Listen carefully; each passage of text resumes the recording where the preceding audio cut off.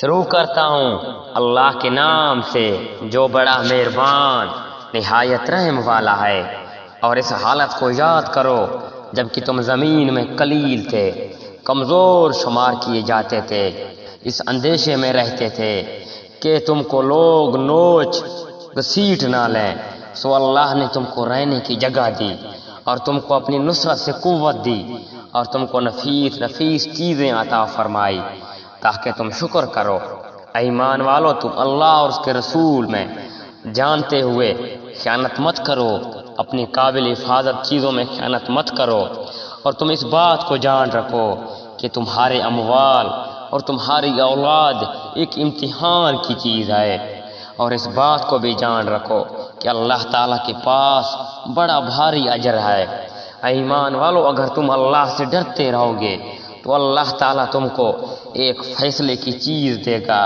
تم سے تمہارے گناہ دور کر دے گا، تم کو بخش دے گا۔ اللہ تعالیٰ بڑے فضل والا ہے۔ اور اس واقعے کا بھی ذکر کیجئے جبکہ کافر لوگ آپ کی نسبت تدبیر سوچ رہے تھے کہ آپ کو قید کر لیں یا آپ کو قتل کر ڈالیں یا آپ کو خارج وطن کر دیں، اور وہ تو اپنی تدبیر کر رہے تھے، اللہ اپنی تدبیر کر رہا تھا، اور سب سے زیادہ مستحکم تدبیر والا اللہ ہے۔ اور جب ان کے سامنے ہماری آیاتیں پڑھی جاتی ہیں تو کہتے ہیں کہ ہم نے سن لیا، اگر ہم چاہیں تو اس کے برابر بھی کہہ دیں یا تو کچھ بھی نہیں، صرف بے سند باتیں ہیں جو پہلوؤں کے منقول چلی آ رہی ہے۔ کہ جب کہ ان لوگوں نے کہا اے اللہ، اگر یہ قرآن آپ کی طرف سے واقعی ہے تو ہم پر آسمان سے پتھر برسا